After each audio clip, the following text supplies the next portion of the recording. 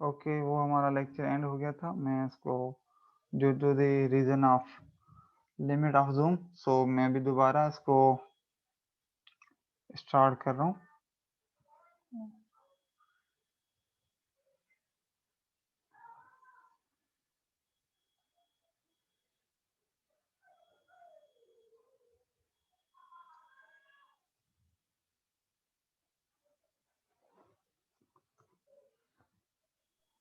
अस्सलाम वालेकुम। वालेकुम सलाम जी। हमारा वो एंड हो गया था, उसमें टाइम लिमिट की वजह से। So yes sir. ठीक है, तो मैं आप लोगों को इसको अभी ही सेंड कर रहा हूँ, मतलब इसको भी स्टार्ट कर रहा हूँ।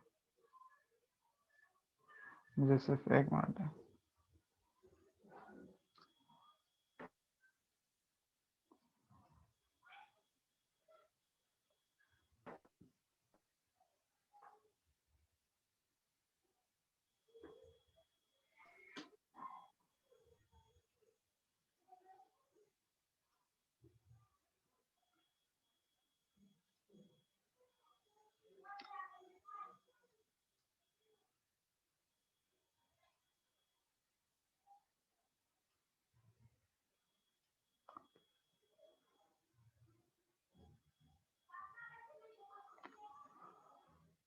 ओके,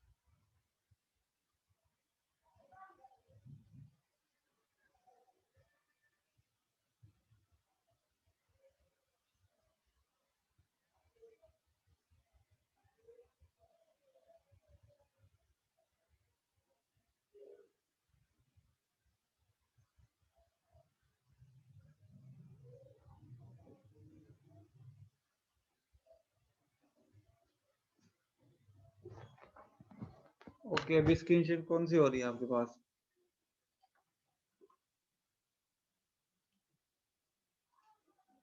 उज़ैर? नहीं सर, कुछ भी शो नहीं हो, ब्लैक स्क्रीन आ रही। ब्लैक स्क्रीन आ रही है? यस सर, स्टार्टिंग का आ रहा है, स्टार्टिंग स्क्रीन आ रही। अच्छा अच्छा, ठीक है ठीक।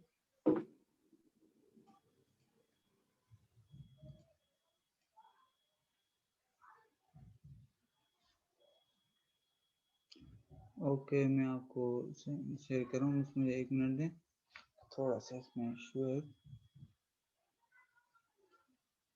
अच्छा, बाकी क्विज की तैयारी कैसी है? मुबशिर मुबशिर काफ़ी लेट आया है। जी सर, अस्सलाम वालेकुम सर। वालेकुम अस्सलाम, काफ़ी सर लेट आए दरअसल हैं। वो लाइट, जी सर वो दरअसल लाइट नहीं थी। लाइट की टाइमिंग है 2:45 से 2:45, तो सर अभी अच्छा आई। अच्छा जी सर। अच्छा, ठीक है, चलो अल्लाह खैर जी करेगा। सर, क्विज की तैयारी है सर अल्हम्दुलिल्लाह। चलो गुड। अच्छा, बाकी इंशाल्लाह आप लोगों को तकरीबन क्विज जो 8 बजे थी वो डिले करके मैंने 9 बजे कर दूंगा, क्योंकि वो अभी कुछ स्टूडेंट कह रहे हैं कि उनका कुछ इशू है लाइट वगैरह का। मैंने कहा चलो कोई इशू नहीं, हम कर लेंगे उसको लेट भी थोड़ा, और उसमें हमें मसला नहीं है। सो आप लोग जो है अपनी तैयारी रखें। फाइनल एग्ज़ाम के हवाले से आप अपनी तैयारी और भी अच्छी रखें, मैं उम्मीद कर रहा हूँ आप लोग वैसे भी अच्छी तैयारी रखेंगे। सो इंशाल्लाह। ठीक है, तो इस हवाले से थोड़ा अपना एक्टिव रहिएगा। जी सर। सर बस क्विज़ आज होगा? क्विज़ आज ही होगा बिल्कुल। जी, सही।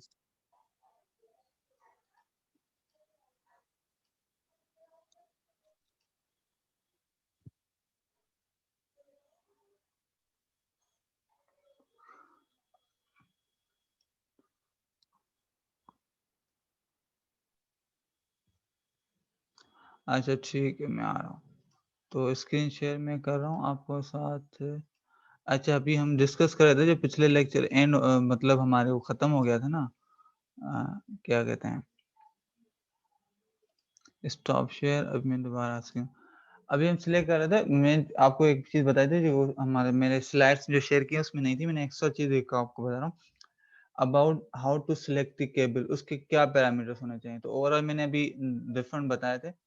जो 10वां था हमारा इकोनॉमिक्स का पैरामीटर था जब हम सिलेक्ट करते हैं ना केबल, तो इन पैरामीटर्स को देखते हैं। तो अब जो आपको ये तो हो गए, उसके अलावा एनवायरमेंटल कंडीशन भी बड़ा मैटर करती हैं। अब फॉर एग्जांपल एक एग्जांपल यहाँ पे भी दिया हुआ है, एक मैं आपको बता रहा हूँ। अच्छा, cable operates at best when it is installed in optimum environment condition. मिसाल हर चीज़ की ना कोई अपनी एक कंडीशंस होती है उसके ऑपरेट करने के लिए। फॉर सपोज जिस तरह हम क्योंकि अंडरग्राउंड केबल्स में हमने पढ़ा था insulation is one of the main part उनका, क्योंकि इंसुलेशन के बगैर तो अंडरग्राउंड केबल्स तो बन ही नहीं सकती, यहाँ इमेजिन भी नहीं कर सकते। तो अब इंसुलेशंस भी हमने जब मैंने इंसुलेशन टाइप्स आपको बता रहा था, तो उसमें देखें हर इंसुलेशन की अपनी-अपनी कुछ कंडीशंस हैं। अगर हम नॉर्मली देखें इंसुलेशन ऑफ पेपर, तो इंसुलेशन ऑफ पेपर जो थी, हमने उसमें देखा था कि वैसे तो वो बहुत अच्छा है, लाइट है, सस्ता भी है और वो। अब उसमें एक इश्यू ये था कि वहाँ वो जो है मॉइस्चर को एब्ज़ॉर्ब करता है। मतलब जब उसको मॉइस्चर वाली ज़मीन में आस-पास की चीज़ें होंगी तो वो मॉइस्चर पार्टिकल को एब्ज़ॉर्ब करता है। तो उसको सेव करने के लिए उसके ऊपर एक और लेयर लगाया गया था। मगर एक थ्रेड अपनी जगह रहता है कि वो मॉइस्चर को एब्ज़ॉर्ब करता है, उस इंसुलेशन। तो हम ज़ाहिर-सी बात है ऐसी जगह जहाँ पे आपके पास ज़मीन थोड़ी-सी ना मॉइस्चर ज़्यादा हो उसमें, तो ऐसी जगह पे उस इंसुलेशन पे हम रिलाय नहीं करेंगे। फिर हम वहाँ पे ऐसी ज़मीनों पे दूसरी इंसुलेशंस और ट्राई करेंगे। आई बात समझ में? तो यहाँ पर भी कुछ ऐसे ही चीज़ लिखी हुई है। जिस तरह electrometric cable is applied in trailing, coal cutter, windmill, panel wiring, battery cable and such other area. XLP cables, XLP का मतलब यहाँ पे एक्सएलपी जो है आपके पास वो क्या कहते हैं कि इंसुलेशन टाइप के, मतलब उसमें इंसुलेशन जो यूज़ हुई होती है वो आपके पास एक्सएलपी हुई होगी। चलो नेट का फ़ायदा उठाते हुए आप लोगों को ना इनकी कुछ तस्वीरें भी दिखा देता हूँ। ये जो है ना इस तरह की इंसुलेशन जो होंगी वो आपके पास एसएलपी की हैं। इसके अलावा जो आपके पास दूसरी इंसुलेशन है,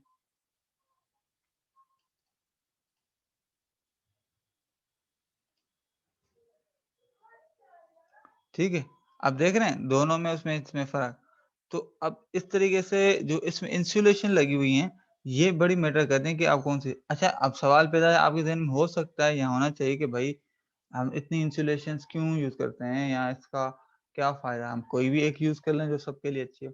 तो फिर मसला यहाँ पे होता है कि मिसाल दो कोई चीज़ कहीं पे मटेरियल की रॉ मटेरियल मिलने में आसान होता है, कोई मैन्युफैक्चरिंग में चीज़ आसान होती है, किसी की अवेलेबिलिटी आसान होती है, कोई चीज़ सस्ती बहुत होती है एंड सो मेनी फैक्टर्स। मतलब हम हर चीज़ को वो चीज़ें देखी जाती है ना, कभी ऐसा भी होता है कि कोई चीज़ महँगी अच्छी बहुत है मगर वो बहुत ही कम होती है दुनिया में। जिस तरह हम बैटरी में जो लिथियम वगैरह इस तरह के जो यूज़ होती है चीज़ें, अब ये रेयर है, ज़मीन पे बहुत कम है डिफरेंट, तो बहुत महँगी चीज़ पड़ती है, इस वजह से बैटरीज़ महँगी बनती हैं। अब इस तरीके से जो हर चीज़ का अपना कोई ना कोई कंसर्न रहता है उसमें।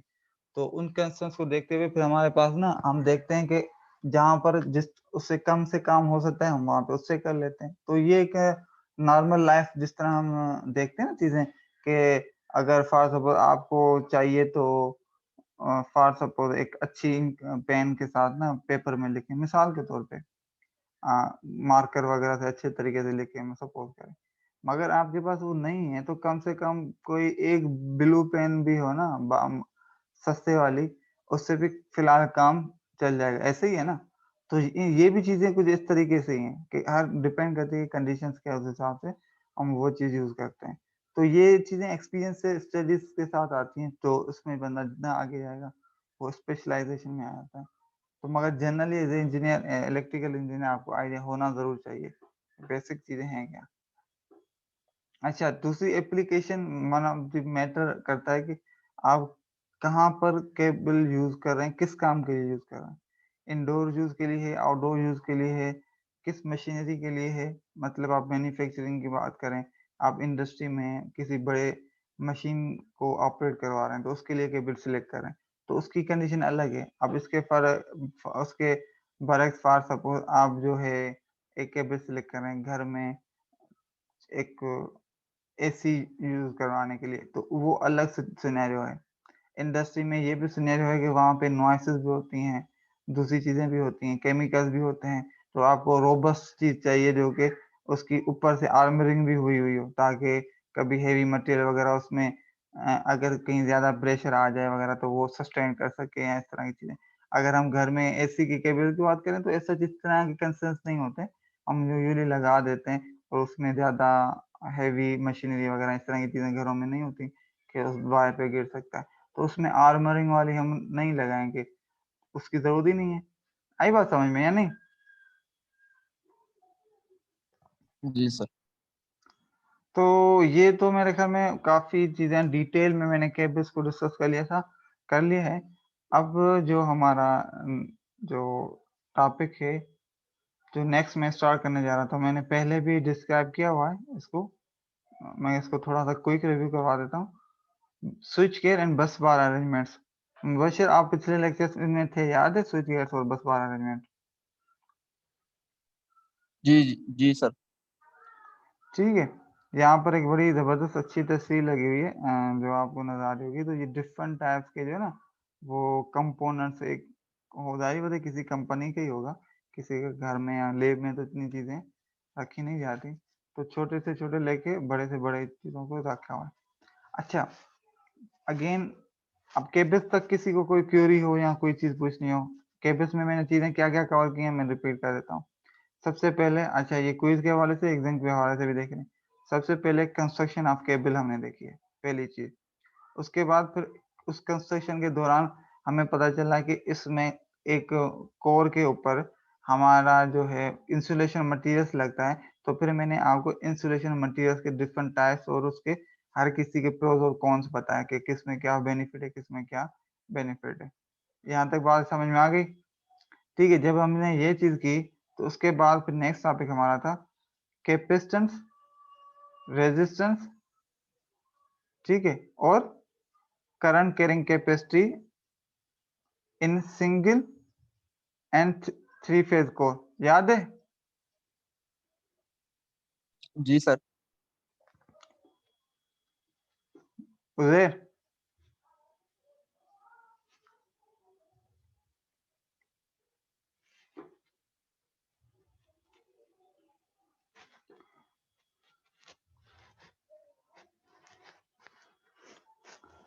अच्छा,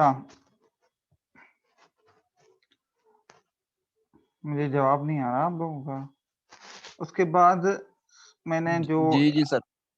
अभी जो डिस्क्राइब किया है, जो आज ही इसके ओवरऑल हमने लेक्चर में डिस्कस किया है, वो था सिलेक्शन ऑफ केबल। मतलब केबल को सिलेक्ट करने के पैरामीटर्स कौन-कौन से हैं, ये अभी हमने किया है। तो मेजरली 4 चीज़ें हो गई हैं, इसमें मैंने प्रॉब्लम्स भी हमने किए हैं, 2-3 टाइप के प्रॉब्लम्स किए हैं, करंट कैरिंग कैपेसिटी के हवाले से कितनी होनी चाहिए, उसके फ़ॉर्मूले का भी प्रॉब्लम किए हैं, साथ ही साथ जो टेम्परेचर और वो हमारे पास जो हम टेम्परेचर से रिलेटेड जो करंट के कैपेसिटी के फ़ॉर्मूले कर रहे थे, कितनी कैपेसिटेंस होगी, जो हमने वो भी कर लिए हैं। तो अभी तक मेरे ख़्याल में 4 मेजर क्वेश्चन जो है केबल्स के हवाले से कवर कर लिए हैं। मगर ये बात ज़रूर रखें कि इससे कोई ऐसे नहीं है कि पीडीयू की सारी केबल्स का सेक्शन कवर हो जाता है। हालाँकि मैंने कोशिश की है आपको अंडरग्राउंड केबल्स वगैरह की डिफरेंट वीडियोज़ वगैरह दिखाई, मगर इसमें ये टॉपिक इम्पोर्टेंट है, आपको खुद भी अपने इंटरेस्ट जिसका है, सिर्फ़ एग्ज़ाम पॉइंट ऑफ व्यू से नहीं देखें, वैसे भी चीज़ों को पढ़ना चाहिए, क्योंकि इलेक्ट्रिकल इंजीनियर जो सबसे पहली चीज़ जो फिजिकली देखता है, हम नॉर्मली देखते हैं, वो केबल्स ही हैं या नहीं? बिल्कुल सर। ठीक है, तो यहाँ पर अभी तक किसी को उसमें कोई क्यूरी हो, समझ ना आया हो, मुश्किल लगा हो तो मुझसे पूछ ले।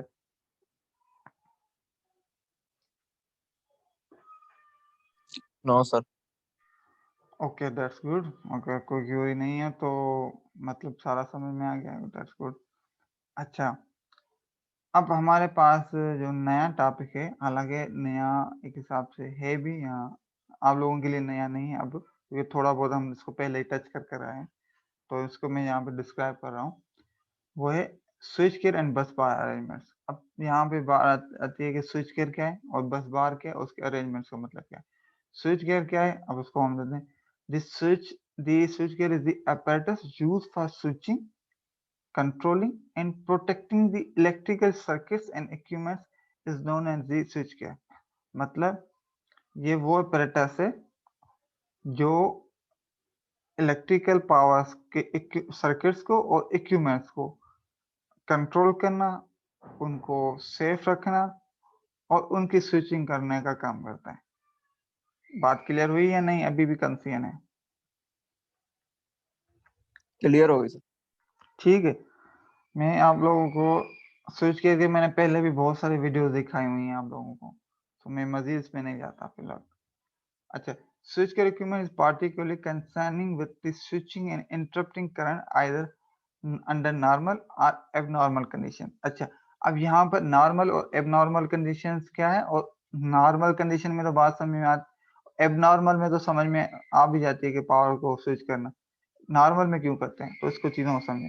एक्चुअली में होता क्या है, जो मिसाल दो इलेक्ट्रिकल पावर जो हमारे पास डिस्ट्रीब्यूट होता है ना, जो मिसाल ये जनरेशन है, मैं इसको दोबारा इसको फिर ये हमारे पास डिफरेंट सब स्टेशन आती है, मैंने सब स्टेशन को डिफाइन किया हुआ है, ठीक है। फिर उसके बाद यहाँ पे आता है, फिर आपके पास एक कंज्यूमर के बाद 3-4 स्टेशन से गुजर के आता है। अच्छा, हर स्टेशन पे आपको पावर को कंट्रोल करना होता है, आपको पावर को उसके साथ हर स्टेशन पे आपके पास कोई ना कोई apparatus लगा होता है और उनको प्रोटेक्ट भी करना होता है। तो वो सारी चीजें जो होती है ना, एक्चुअल में एक इलेक्ट्रिकल जो आपके पास एक इक्विपमेंट होता है जिसमें अंदर सारी चीजें यूं मर्ज की हुई होती हैं।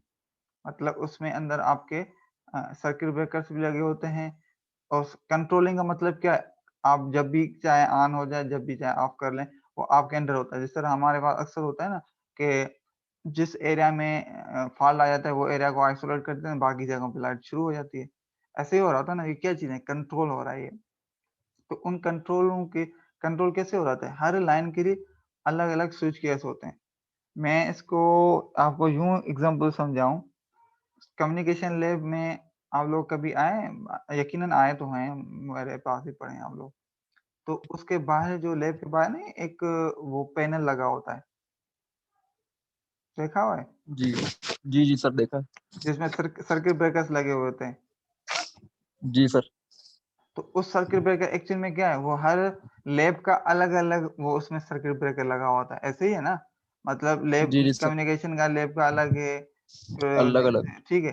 तो ये एक्चुअल में क्या है, ये एक्चुअल में स्विच गियर है। उससे हम पावर को कंट्रोल कर रहे हैं और हम लैब्स के में जो पावर को सप्लाई भी करवा रहे हैं, और साथ-साथ लैब में अंदर इक्विपमेंट जो है उनको जो है सेफ भी करवा रहे हैं, प्रोटेक्शन भी दे रहे हैं। अब कैसे, अब इसके बाद फॉर सपोज आप समझो कि लैब नहीं है, अब आपके पास एक ऐसी चीज़ है जहाँ पे पूरे एरिया में फॉर सपोज गुलशन में जितनी भी फीडर्स वगैरह जा रहे हैं ना, उनके सर्किट ब्रेकर्स, और आपके पास मिसाल के तौर पे उसमें जो ट्रांसफार्मर्स वगैरह लगे हुए हैं, या जो उसमें मेन चीज़ें लगी हुई हैं, उनके सर्किट ब्रेकर्स, वो किसी सब स्टेशन जिसके साथ ये गुलशन की पावर लाइन कनेक्टेड है ना, किसी सब स्टेशन के साथ कनेक्टेड होगी, और उनके सारे सर्किट ब्रेकर्स वगैरह है ना, वो वहाँ पर लगे होंगे। तो हम उसको कहेंगे वो स्विच गियर है उसका। मतलब गुलशन को फॉर सपोज सब स्टेशन ए से कंट्रोल किया जाए, तो सब स्टेशन ए में जो है ना एक स्विच गियर होगा, जो गुलशन के जितने भी आपके पास फीडर्स या जो लाइन्स वगैरह होंगी, उनके सर्किट ब्रेकर्स होंगे। तो इन केस अगर कहीं पे भी मिसाल मिसाल लो किस वजह से कहीं पे यूँ हो गया कि अब जो गुलशन में कोई इश्यू हो गया या कोई वायर गिर गई हवा वगैरह की वजह से या कोई फॉल्ट आकर हो गया, फॉल्ट आकर हो जाता है तो उधर जो है ना फॉल्ट कंडीशन में ऑटोमेटिकली जो गुलशन वाली लाइन का होगा ना वो सर्किट ब्रेकर डाउन हो जाएगा, तो उसका जो पावर है ना वहां का बंद हो जाएगा। आई बात समझ में या नहीं? इसको हम कहेंगे एबनॉर्मल कंडीशन। एबनॉर्मल कंडीशन वो होती है जब सिस्टम में फॉल्ट आता है ना, उसको हम कहते हैं abnormal operating condition. Normal condition ये होती है कि जिस तरह नॉर्मली आपके पास अभी भी घर में पावर आ रहा है, तो मतलब ये नॉर्मल सिस्टम में पावर ऑपरेट हो रहा है। फिर सवाल पैदा ये होता है कि भाई नॉर्मल पावर ऑपरेट हो रहा है तो नॉर्मल में बंद क्यों करें? ऐसा है या नहीं? हमेशा हमारे पास फॉल्ट होता है, उस टाइम पे बंद करने की बात समझ में आती है कि फॉल्ट आए तो सिस्टम बंद हो जाए, ताकि जब तक फॉल्ट रिजॉल्व हो जाए वो। एबनॉर्मल में इसलिए होता है, नॉर्मल कंडीशन में पावर इसलिए भी कभी-कभी हमें ऑफ करना पड़ता है। मिसाल लो कभी मेंटेनेंस का काम है या कहीं पे फॉल्ट आकर आ गया, तो अब मिसाल लो उससे मुंसलिक दूसरी लाइन जो पहले ही चल रही थी, आपको उसको बंद करके उनको उनके साथ कनेक्ट करना पड़ रहा है। या ऐसी कंडीशन जहाँ पे हमें मैन्युअली कुछ ना कुछ जाके फील्ड में मेंटेनेंस वगैरह या कोई न्यू इक्विपमेंट इंस्टॉल करना है, कोई रिप्लेस करना है। मतलब पहला वाला सही चल रहा था मगर अभी उधर से उससे ज़्यादा रेटिंग का वहाँ पे ट्रांसफार्मर लगाना है, तो ऐसे कंडीशन में हमें पावर जो है ना खुद करवाना पड़ता है। तो उसके लिए क्या करते हैं, जो आपके अक्सर हमें शेड्यूलिंग वगैरह बताई दी जाती है या मैसेज आ जाता है कि भाई फलां टाइम से फलां टाइम तक फलां एरिया में पावर बंद होगा। वो क्या करते हैं उस टाइम में उनके जो है ना सर्किट ब्रेकर्स को बंद कर देते हैं और ऑन कर देते हैं, तो वो पावर कट हो जाता है। फिर वहाँ पे वो लाइन्स पे मतलब वहाँ पे उस पे क्लाइम होकर वो बाकी काम कर रहे होते हैं। आई बात समझ में या नहीं? अभी भी कंफ्यूजन है? क्लियर है सर। ठीक है। और स्विच गियर जो है ना वो बहुत बड़े स्केल के भी हो सकते हैं, छोटे से छोटे भी हो सकते हैं। अगर छोटे से छोटे की बात करें तो आप यूं समझ लें कि नॉर्मली एक ट्रांसफार्मर जो पीएमटी होता है ना, जो पीएमटी के साथ एक बॉक्स अक्सर आप लोगों ने देखा होगा यकीनन, ये आसपास कराची में, तो उसके साथ कुछ एक बॉक्स लगा होता है।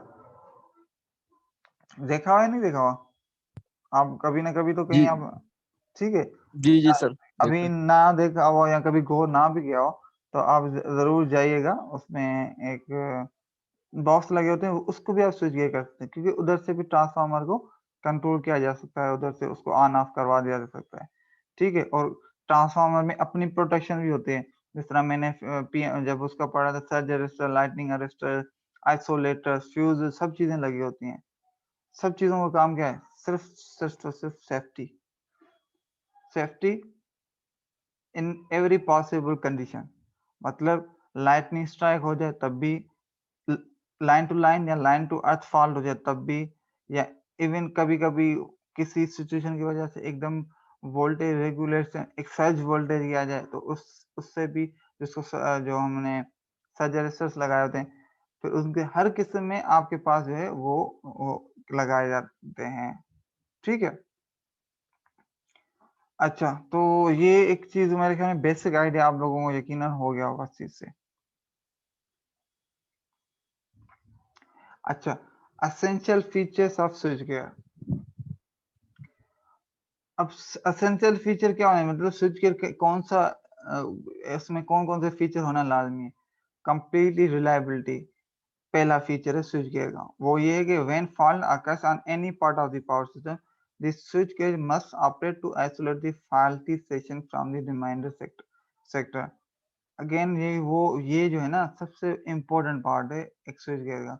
इसमें समझो कि टॉलरेंस ऑलमोस्ट 0% होती है, कि ऐसा सिस्टम हो कि इन केस कहीं पर भी, मतलब अब मैं बात कर रहा हूँ कि अब फॉर सपोज आपका जो गुलशन वाला एरिया है, जो उर्दू यूनिवर्सिटी के पीछे जो सब स्टेशन है फॉर सपोज से कनेक्टेड है, उसका जो पूरा स्विच गियर वहाँ पे फॉर सपोज लगा हुआ है।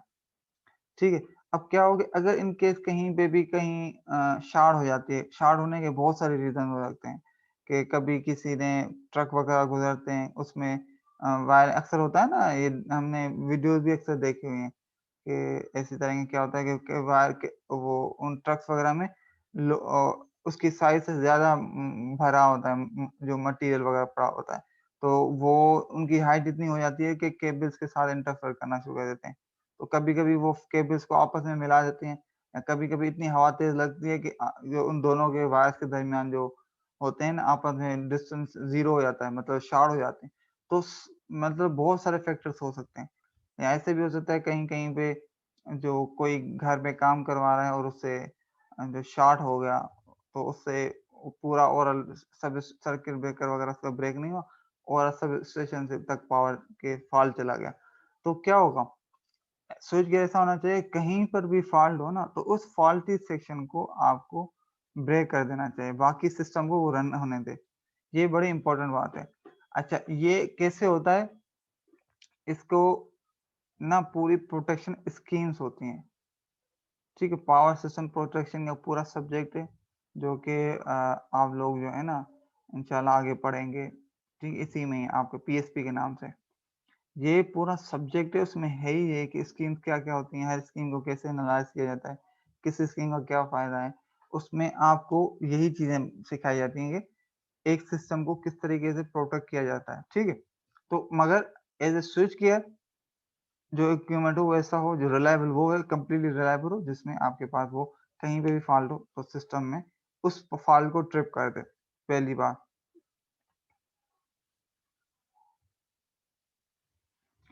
जी सर। एब्सोल्यूटली सर्टेन डिस्क्रिमिनेशन, ये बड़ी इंपॉर्टेंट बात है। इससे आपको क्या समझ में आया?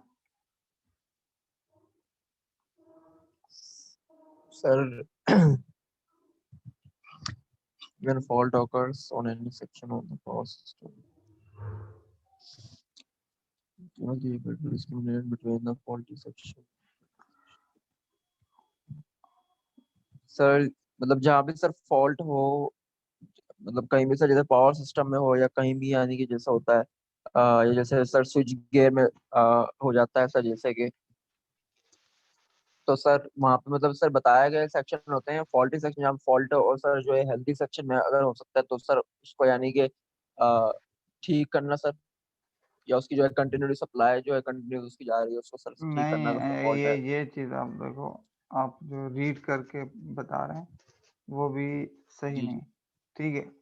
मेन चीज़ ये है कि पहले बात आपकी प्रोटेक्शन स्कीम वगैरह वो ऐसा हो कि स्विच गियर के साथ इस तरह का सिस्टम डिज़ाइन किया हुआ हो। सपोज़ करें कि मेरा फॉल्ट जो है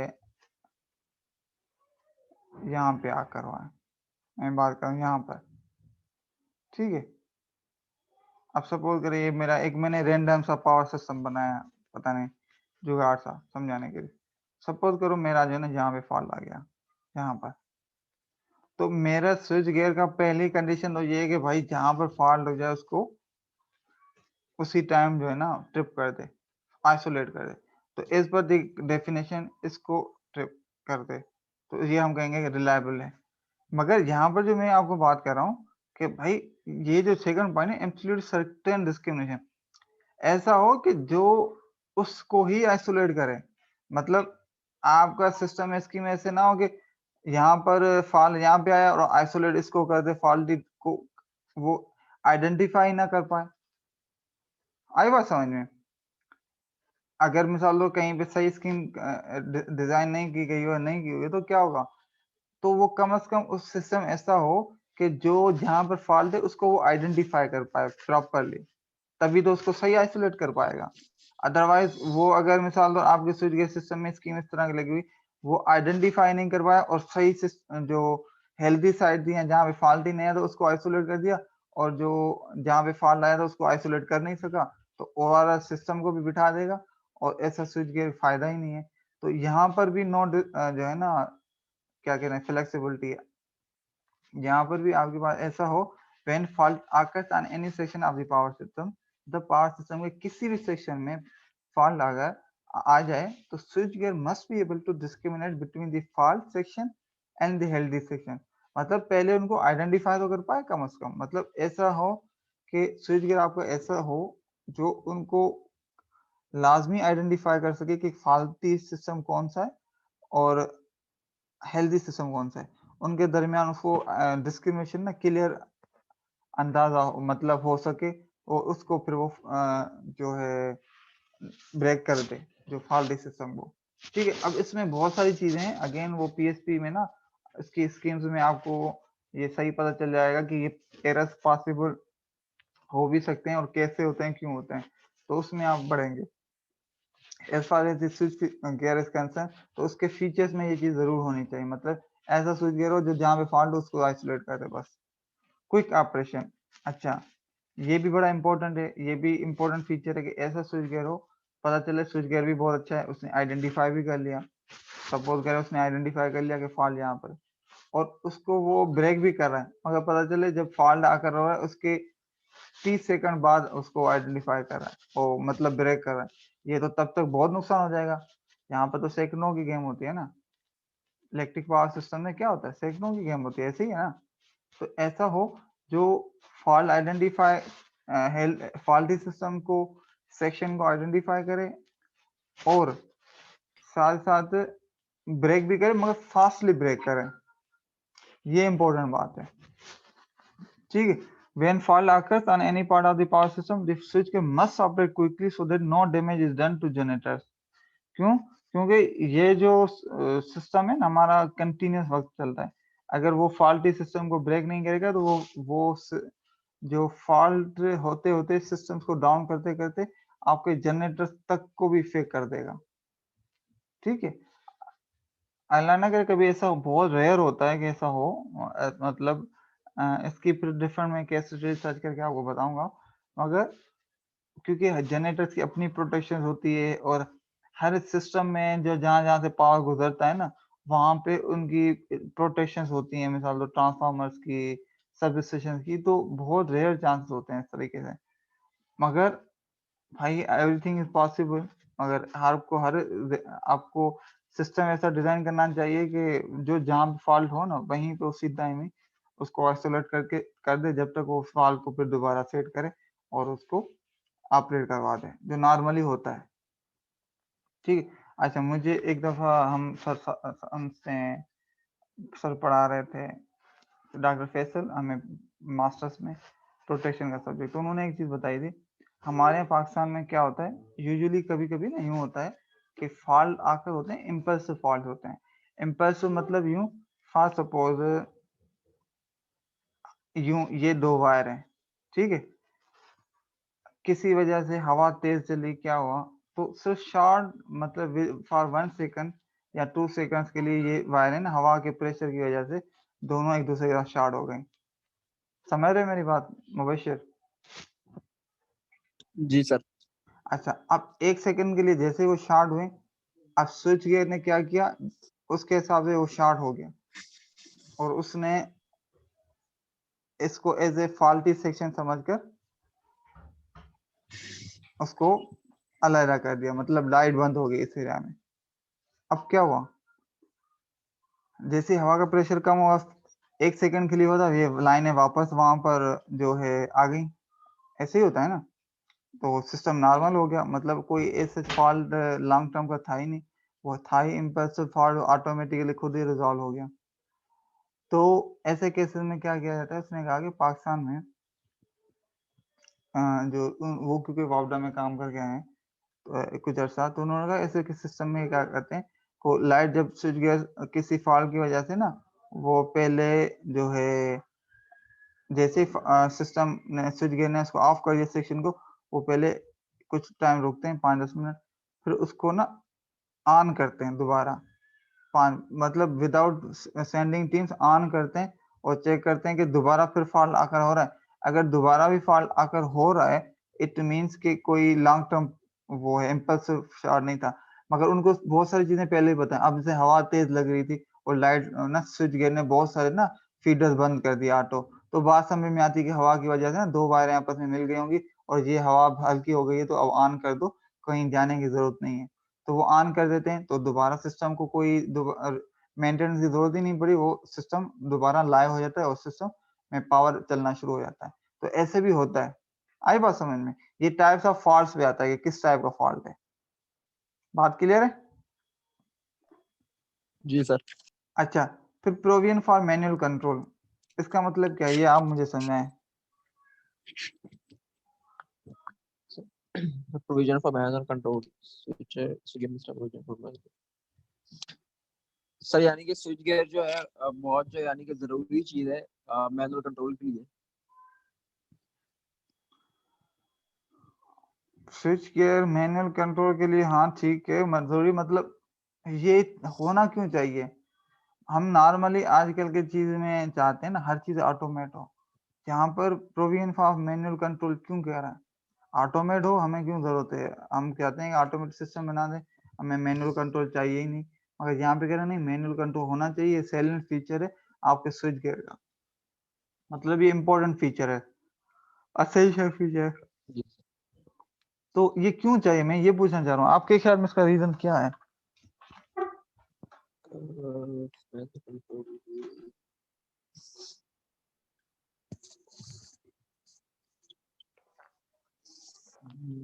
क्योंकि सर ये सपोर्ट करता है सर मैनुअल कंट्रोल से, अगर मैं सपोर्ट करेगा स्विच गियर को सर, तो सर और वो कर बेहतर रहे। नहीं वो तो ठीक है, मतलब मेरा जो मेरी पॉइंट जो मैं पूछना चाह रहा हूँ, मैंने अभी थोड़ी बोला ना पहले ही, ये समझो कि डिस्कस की भी है इस तरह की बात, मैं एक्सपेक्ट कर रहा हूँ आप लोगों ने पिक कर ली होगी तो याद अब बता सकते हैं आराम से, सर मतलब फॉल्ट का सर जैसे अगर फॉल्ट आ जाता है हम्म सर, अगर आप जैसे आपने बताया सर दो वायर के दरमियान सर जैसे फॉल्ट आ जाता है, तो सर उस उसमें जैसे तो सर ये कि ऑटोमेटिकली वो कर देगा। ऑटोमेटिक, जी सर ऑटोमेटिकली हो जाता है। हम्म और सर जैसे अगर सर इम्पल्स में सर जैसे जो है फॉल्ट जैसे सर अगर होता है, जैसे आपने बताया सर हवा से, यानी कि वो वायर जो है अगर फॉल्ट आ जाता है, तो उस वजह से सर ये कि हो सकता है मैनुअल उसको कंट्रोल कर सकते हैं हम। नहीं ये आप हाँ मैनुअल कंट्रोल कर सकते हैं, यहाँ तक तो ठीक है, मतलब मैं ये कह रहा हूँ इसकी जरूरत क्यों पड़ रही है, आप एग्जैक्ट नहीं बता पा रहे हैं अभी भी, मतलब पॉइंट काफी हद तक सही है, ऐसी बात नहीं है, जो मैंने चाह रहा हूँ मैंने अभी एक चीज बताई थी आपको ना, हम कभी कभी हमें सिस्टम को अपग्रेड करना है मेंटेनेंस चेकअप के लिए या इस तरह की चीजों के लिए, सिस्टम को नॉर्मली ऑपरेट भी करवाता है फिर भी हमें खुद बंद करना पड़ता है, तो ऐसे कि क्योंकि जो ऑटोमेटिक सिस्टम होता है ना उसकी डिजाइनिंग जिस तरह की हुई है तो जब फॉल्ट आता है फिर बंद होता है, अब जब मिसाल तो मेंटेनेंस के लिए हमें बंद करना पड़ा उस टाइम फॉल्ट भी नहीं है, तो ऐसे केस में बंद करने के लिए फिर हमें मैन्युअली बंद करना पड़ता है, तो इसलिए जो स्विच गियर में आपके पास मैन्युअली कंट्रोल होना भी लाजमी है। जी अब बात क्लियर हुई, ये मैंने अभी बात बताई तो थी कि जी मेंटेनेंस जी सर। वगैरह के लिए भी हमें ये सिस्टम में प्रोविजन होना लाजमी है, क्योंकि होना इलेक्ट्रिकल लाजमी। सिस्टम में मेंटेनेंस या एक्सटेंशन, मेंटेनेंस को भी छोड़ो एक्सटेंड भी करना पड़ता है ना कभी कभी, न्यू लाइन है, मतलब एक जी जी सर। सिस्टम कहीं पे एक टावर लगा हुआ से दूसरा टावर कनेक्ट करना है जो उसकी एक्सटेंशन करनी है, तो उस केसेस में भी आपको जो लाजमी बात है पहले लाइव लाइन को बंद करना पड़ेगा ना, उसके बाद तो जाके आप उसमें एक्सटेंड कर पाएंगे, ऐसे डायरेक्टली तो जी सर, उसको अपने तो उसको नहीं कर शॉक हो पाएंगे, जाएगा। ठीक है। जी जी सर। तो इसलिए इस केसेस में भी आपके पास क्या है होना क्या चाहिए कि प्रोविजन कंट्रोल होना चाहिए, और ये कॉमनली प्रैक्टिस होता है हमारे पास तो मेंटेनेंस का काम तो अक्सर चलता रहता है, हम तो सुनते रहते हैं कि आज फलां या ट्रांसमिशन लाइन चेंज कर रहे होते हैं या न्यू एक्सटेंशन कर रहे होते हैं या ट्रांसफार्मर रिप्लेस कर रहे होते हैं या ट्रांसफार्मर ऑयल चेंज कर रहे होते हैं, सुना ना ऑयल वगैरह हम पढ़ कर आए हैं ना, तो ट्रांसफार्मर डिस्ट्रीब्यूशन ट्रांसफार्मर वगैरह के ऑयल मिसाल दो काफी डैमेज हो गया है, मतलब खराब हो गया दूसरा लगाएंगे, इन सब केसेस में क्या होता है, इन सब केसेस में आपको मैन्युअली कंट्रोल करने की जरूरत पड़ती है। ठीक, ये एक पॉसिबल सिनेरियो जो मुझे अभी जहन में आ रहा है, अब यूजुअली होते भी यही हैं मगर कुछ और स्पेशल सिनेरियोज भी हो सकते हैं जिसमें अगेन अगर प्रोविजन होगा तो आप कंट्रोल कर पाएंगे ना, अगर होगा ही नहीं कंट्रोल, यहाँ कभी कभी ऐसे भी होता है कि कहीं ऐसे सिचुएशन हो जहाँ पे मिसाल लो सही तरीके से ऑटोमेटिक सिस्टम काम नहीं कर रहा या ऐसा कुछ या पॉसिबिलिटी है कोई इशू है, तो फिर भी प्रोविजन कंट्रोल होगा तो आप वहां पे ब्रेक कर सकते हैं, और ये आपका सिस्टम जितना हेल्दी होगा ना उतना अच्छा है, ठीक, इस पे आप कोई कंप्रोमाइज नहीं कर सकते, क्योंकि जो स्विच गियर है ना जो सब स्टेशन वगैरह में, ये बड़ी इंपॉर्टेंट है, इनका काम है ओवरऑल पूरे सिस्टम जो कनेक्ट हुए हैं उनको कंट्रोल, अगर उसमें कहीं भी उसमें खुद स्विच गियर में फॉल्ट आया ना, तो वो बड़े सिस्टम के लिए नुकसानदायक है। बहुत खतरा है कि पूरे के जनरेटर बैठ जाएँ। जिस तरह वो ब्लैकआउट्स वगैरह हो जाते हैं, सुना होगा जिस तरह हमारे साथ 1-2 दफ़ा तो मुझे याद है हुआ है। जी, जी सर। ये सिर्फ प्रोटेक्शन स्कीम्स की जो फेल्योर या प्रॉपर चीज़ें ना होने की वजह से होता है। और पूरा ब्लैकआउट होना इकोनॉमिकली बहुत बड़ा नुकसान होता है, क्योंकि हर चीज़ किस पे? बिजली पे। तो ये तो हो गई इस एस्पेक्ट की बात। Provision for instrumentation. Provision for instrumentation मतलब क्या है कि there must be provision for measuring instrumentation such as CTs and PTs, ammeter and voltmeter. आपने मेरे ख्याल में आप लोगों की बैच चली भी थी वहाँ पर, गैस स्टेशन में चले हैं ना आप लोग, गए हुए हैं, आपने विजिट की हुई एनकेआई या बिन कासिम पावर प्लांट? नहीं सर, अभी तो नहीं गई सर। हो सकता है 7th में लगे हुए थे। अच्छा, आप लोगों की होगी। अब ये चीजें ना जब भी जाओ जरूर लेके आओ। मेरी विजिट हुई थी, 2-3 मैंने करवाई थी। अच्छा, तो उसमें जी क्या है, जब आप जाएंगे ना वहाँ पे स्विच गेट्स इतने रखे हैं वहाँ पे, इतने स्विच वो लगे हुए हैं, और हर स्विच के बाहर ना एक लगे होते हैं वोल्ट मीटर और एमीटर। और अच्छा, ये मीटिंग एंड हो जाएगी 2 मिनट में, मैं दोबारा लिंक भेजूंगा, ज्वाइन कीजिएगा। ठीक है, हम इन टॉपिक को कवर पूरा कर देते हैं आज। जी सर। ठीक है, तो उस पे क्या हो रहा था कि आपके पास वहाँ पर जो पाया ना, हर मीटर के बाद स्विच के बाद ना वो करंट और वोल्ट मीटर, उससे भी आपको काफ़ी चीज़ों को पहले ही आइडिया हो जाता है कि ये जो स्विच गियर है सही प्रॉपर काम कर रहा है, नहीं कर रहा, और किस जगह पे कितना पावर जा रहा है। तो उससे बहुत सारे फ़ायदे होते हैं। सिर्फ़ ये नहीं होता कि सही कर रहा है, नहीं कर रहा है। इसके अलावा लॉस एस्टिमेशन वगैरह ये वो बाकी जो एनालिसिस होती है ना, उसके हवाले से भी काफ़ी फ़ायदा होता है। तो ये भी उसमें भी प्रोविज़न होना चाहिए कि सीटीज़, बीटीज़ को लगाया जा सके। ये सारा स्विच गियर के इम्पोर्टेंट फीचर्स में आता है। जी अच्छा, सर। अब आते हैं switch gear equipments. Switch gear equipments में कौन-कौन से इक्विपमेंट्स हैं? पहला सर इक्विपमेंट्स सीटीज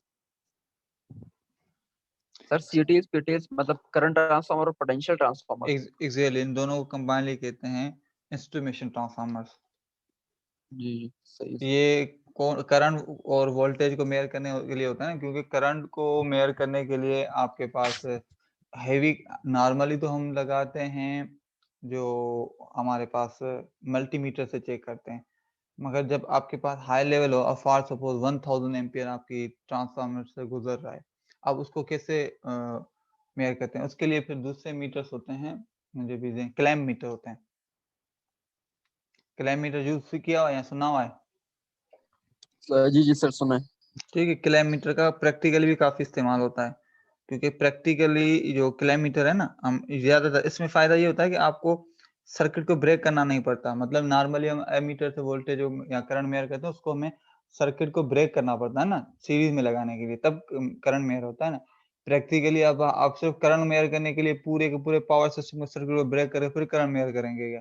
अच्छा चलो, एक जगह की बात हो तो बात समझ में आ जाए। कितनी जगहों पे करंट करेंगे? हर जगह पे तो आपको करंट और वोल्ट मेजर करना होते हैं, मतलब हर स्टेशन में मीटर्स वगैरह लगाने होते हैं।